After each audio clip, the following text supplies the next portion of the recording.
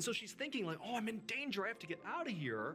And she turns and she looks at the trail that brought them up here. And all she sees is just this dark tree line. And there's this cut path through the trees that's basically pitch black. And she's thinking, I have to walk through that alone in the middle of the night. She didn't have a light or anything that would help guide her way out of here. But as she's sitting there panicking, she's thinking, I have to go right now, like it's life or death.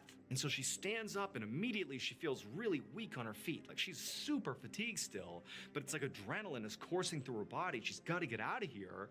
And she starts stumbling her way into the tree line where it's super dark. And she's trying to stay on this trail, but she keeps deviating because it's so dark. And she's bumping into trees and she keeps hearing noises all around her that she's convinced are these 5 people coming back to hurt her, or animals, or she doesn't know what. I mean, she is in full panic mode here, but just for hours, or what felt like hours, she just stumbled through these trails, getting completely disoriented, and finally she comes to the stream, and she just stops, and she's sitting there, and she realizes, the sun is starting to come up. So she kneels down, and she scoops some water into her mouth, and right as the sun comes up across the mountainside, there's enough light that miraculously she realizes she can actually see a path down the side of the mountain that she believes will bring her back to her village. Like she's gonna get out of here unscathed, presumably. And so she kind of catches her breath, she gets another sip from the stream, and then with the help of the sunlight, she navigated her way to this trail that she could see, and down the mountain she went. And as she was going down this mountain, she looked down towards her village, and she saw clearly there was a big group of people, presumably villagers, out looking for her, that were right down on the trail, sort of like the beginning of the trail. And Faye, she's waving and calling out to them, and a few of the people in the crowd, they're looking up at her, and maybe from the distance they couldn't really tell who she was or what she was doing, but there was some level of recognition, but she couldn't really tell what the reaction of the crowd was. But she had gotten their attention, and Faye's so excited, and down the hill she goes. Suddenly she feels totally rejuvenated because she's gonna be okay, and she gets closer to this big crowd of people, and she sees now it's friends, it's family, it's definitely her people. But the looks on their faces are not the looks that Faye is expecting. I mean, she did understand that, clearly I've been out here at least for several hours. They must have organized the search party. They've been worried about me, but here I am. Like, they gotta be relieved now, right? Like, they found me. But no, the looks on all these people's faces were of shock, were of horror, not really sure what to make of Faye coming down the mountainside toward them. And then, when Faye got close enough to the group that she could actually make out individual faces, Faye saw her sister in the crowd. And she waved to her sister and said, hey, I'm okay, it's okay, everything's fine, like, come on, everything's fine.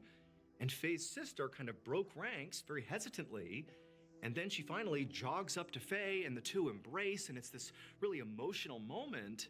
And Faye's sister says to Faye, where have you been? And Faye kind of steps back from her and says, well, yesterday or a few hours ago, I don't know, I kind of lost track of time, but I think it was yesterday. I saw these 5 people and, we kind of made our way into the mountains. I don't know, I shouldn't have done it, but I fell asleep and, here I am. I'm so sorry if I scared you, but I'm okay. But Faye's sister, it's like she was hearing what Faye was saying, but couldn't process it. And eventually her sister kind of stepped back and looked at Faye and just said, that can't be true. You've been gone for 17 days. Faye didn't really have time to appreciate what she had just been told, nor did the group really have time to appreciate that Faye apparently has shown back up again. Because pretty much immediately, Faye was rushed to the hospital where doctors discovered she had lost 60 pounds, she was horribly malnourished and dehydrated. I mean, they didn't understand how she was still alive. And while Faye is being treated, she began to hear like what had happened over the past 17 days she had been gone.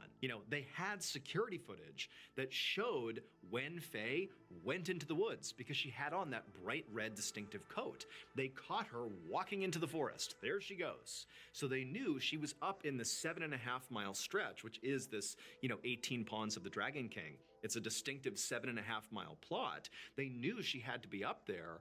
And also because this was around the time of COVID, there were really strict checkpoints of all the other villages in the area. So anybody going in and out of these villages, they'd be documented. And they knew Faye had not gone into any of the surrounding villages. So she had to be in the 18 Pawns of the Dragon King, that 7.5-mile stretch. But despite launching a huge search party into that 7.5-mile stretch to go look for her, and also firing off fireworks left and right to try to get her attention, not only did nobody find any trace of Faye, but Faye would also say, I never heard fireworks, I never heard or saw any searchers. From her perspective, it literally felt like she had just fallen asleep for a few hours and woken up, and here she was, not 17 days. But eventually, Faye would actually go into detail about the specifics of what she remembered about this ordeal. Namely, she would talk about those 5 people, her new friends, who sort of encouraged her to go up into the 18 Pawns of the Dragon King. And she remembered their names, what they looked like, she remembered discussions she had with them, and she painted them as wonderful people, but it's like she just woke up and they were gone. And so she thought, maybe they had tricked her and, maybe they drugged her and that's why she can't remember this stuff, or she didn't know what, but she couldn't reconcile the fact that they seemed like such nice people, but must have had something to do with what's happened here. But after Faye said that, her family, they kind of looked at each other like, Faye, those can't be the 5 people you were with. And Faye's like, why? And they're like, because the 5 people you named and described, they've been dead for a long time. Now, Faye was incredulous, but when they reviewed the security footage that showed Faye clearly in her bright red distinctive coat walking up the trail into the 18 Pawns, there was nobody else with her. Those 5 people, they're not on camera. So the 18 Pawns of the Dragon King is not just a beautiful hiking destination. It's also believed to be haunted. Locals claim that when they look up at the mountainside that the trail passes through and then up to that forest as well, they can sometimes see these eerie blue lights moving around in the trees that nobody can explain. There's a story that, people that have died, their spirits sort of haunt this area looking for living people to switch places with. In fact, when Faye began coming down the mountainside and she looked and saw that huge crowd of people that she believed was basically, her search party out to look for her, well, in reality, that wasn't the case. One of the locals had looked up and seen what he thought was another one of those lights, not a blue light, but a red light. It was Faye's red jacket. He had seen this red thing bouncing around off in the distance, and he thought it was, one of these strange lights, a ghost, let's say. And so he had told people in the village, and everybody was really excited, and they ran out to go see what it was, and it sort of was a ghost. It was Faye, who'd been gone for 17 days coming down the mountain, and nobody could believe it. They were so shocked. And so to this day, nobody knows what actually happened to Faye. All we know is we have her on camera disappearing into this trail, into this forest, in the mountainside, and then turning back up 17 days later. Keep in mind, before this, the longest anybody had survived out there after getting lost was 12 days, and it was this young man who was really fit, who barely survived. Faye was in horrible shape, and she was out there for 17 days, but somehow she showed up alive. Faye still lives in the village today, and her story, at least from her perspective, has never changed.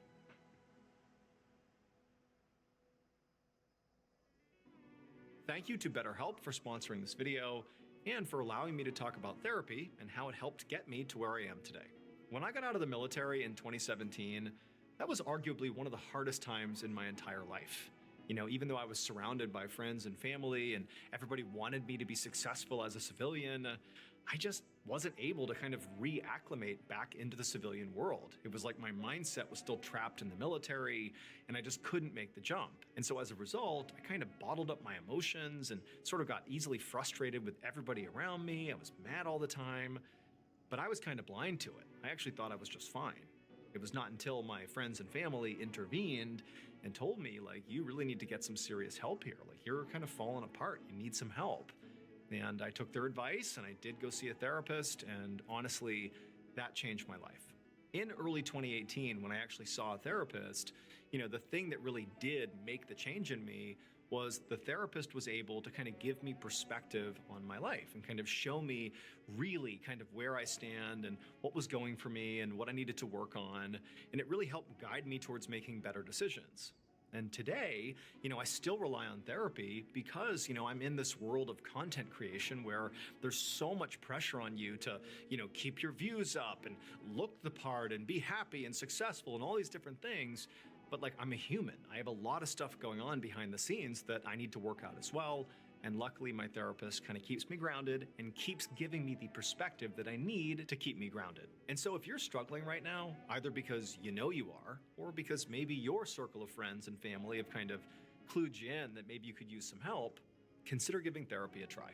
And a great starting point for therapy is BetterHelp.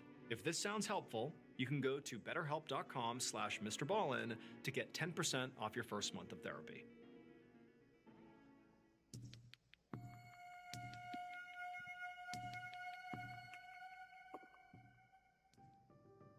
One morning in the spring of 1959, a middle-aged civil engineer named Wu Chiu biked through his rural town in Taiwan. He was on his way home from work, and normally he sort of enjoyed this bike ride home. He would take his time and look at the beautiful temple and all the marketplaces, but today he was not looking at the scenery. He was in a huge rush because he had gotten word that his wife had become horribly sick. And so Wu is pedaling as fast as he possibly can, trying to get home to his wife to help her and take care of her. But as he got to his neighborhood, he started to realize that he was really gassed. Like literally pedaling to his house was just unbelievably exhausting. Now he was sort of sprinting, but at the same time, Wu was a pretty athletic guy. And so this type of a ride was something that he should have been able to handle. But it just sort of seemed like there was a weight attached to him, like he was pulling an extra 100 pounds or something. But regardless, Wu pushed through the pain, knowing he had to get to his wife at all costs, and he turned the corner onto his street, and as he was making his final approach to his house, he saw one of his neighbors. And even though Wu was completely in a rush, he was also very polite. And so even though he's sweating and hustling, he still took the time to turn and wave to his neighbor. And his neighbor, who clearly looked at Wu, made eye contact with him, saw it was Wu. Instead of waving back, they kind of scowled at Wu, like they were disgusted by him. They didn't wave back and they turned and just went the other way. And Wu's like, what was that about? What did I do? But again, Wu has to get home. So he sort of wrote that off and he's like, okay, keep on pedaling. He gets even closer to his house. And then it just so happens another neighbor comes outside. And again, Wu's politeness comes through and he's like sweating profusely. He's like, hey, how are you? And this neighbor as well looks at Wu with this look of total disdain on their face. Like there's something wrong with Wu. And Wu's like, what did I do? What's going on here? And so that neighbor does not wave back. They go back inside their house. But again, Wu really can't focus on this weirdness with his neighbors. He needs to get home to his wife. And so again, with his heavy legs, he finally gets to his house, parks his bike, and runs inside to see his wife. Wu would find his wife in their bedroom, in bed, and she was looking very pale and sick. Her name was Lin Wang Yao. She was 37 years old, and generally speaking, she was a pretty frail person who was sort of prone to minor illnesses all the time. And so, Wu was sort of accustomed to her not doing so well. But as soon as he saw his wife, he could tell that whatever was going on with her was serious. This was not one of her typical bouts of, minor illnesses. Something was wrong here. And so Wu immediately began to tend to his wife. He made her some soup and some tea, but, Lin barely could sip either of them. And Lin also, she had this fever that just kept getting worse and worse. And, Wu was hoping she would break the fever at some point. But, all night as Wu was up tending to her, her fever just kept getting worse. And so Wu, he really didn't know what to do. And this is 1959. They're in a rural village in Taiwan. And so it was difficult to get to a hospital. And so Wu really wanted to find a way to treat his wife at home. And he was just praying that, over the next 24 hours or so, she would show signs of getting better. But over the next couple of days, Lin did not get better. Her fever never broke. She basically stopped eating and drinking. And it was like she was drifting in and out of consciousness. And then finally, after 3 days of this, Wu knew, if I don't get my wife to a hospital, no matter how hard it is to do that, she might not make it. The primary hurdle for Wu to get Lin to the hospital was actually just transportation.